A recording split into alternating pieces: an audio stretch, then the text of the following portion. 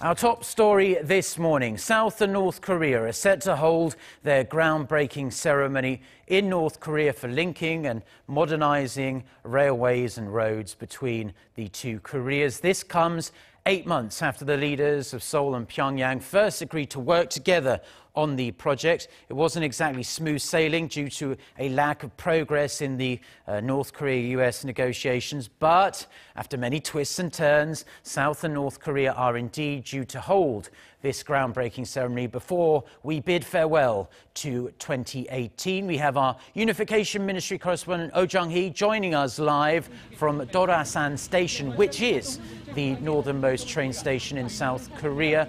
Jung-hee, good morning.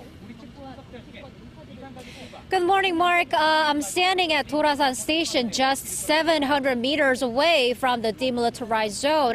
If trains really do get to travel back and forth between South and North Korea, then this will be the last station before you cross the border into the north. Earlier this morning, the South Koreans attending today's groundbreaking ceremony passed through this station and are expected to have arrived at the North's Panmun역so station an hour ago. That's exactly where today's groundbreaking ceremony will take place from 10 a.m.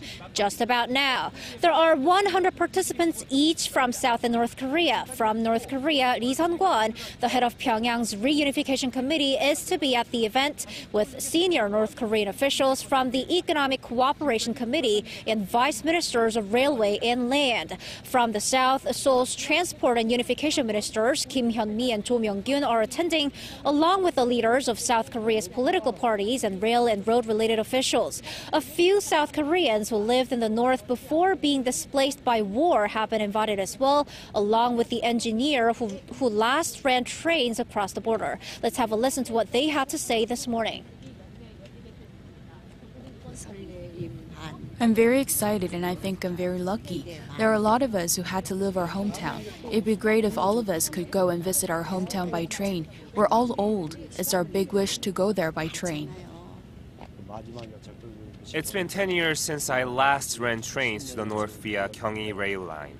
Back then, I didn't have any special thoughts. But after it was all suspended and I retired, I've been thinking, when will I ever get to go there again? It's great that I get to visit there again.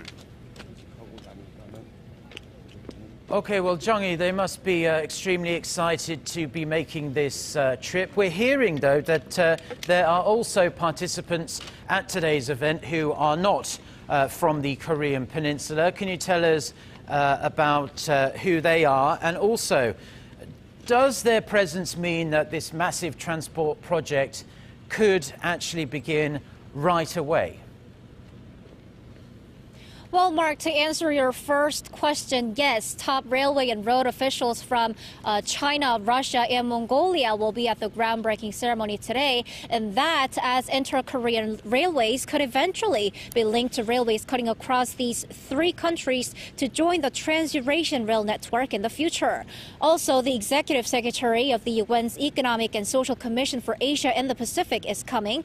We're assuming her presence is because of a project called the Asian Highway Network, where UNESCOP and countries in Asia and Europe aim to connect highways that cross the continent and reach Europe. A couple of proposed routes pass through the two Koreas.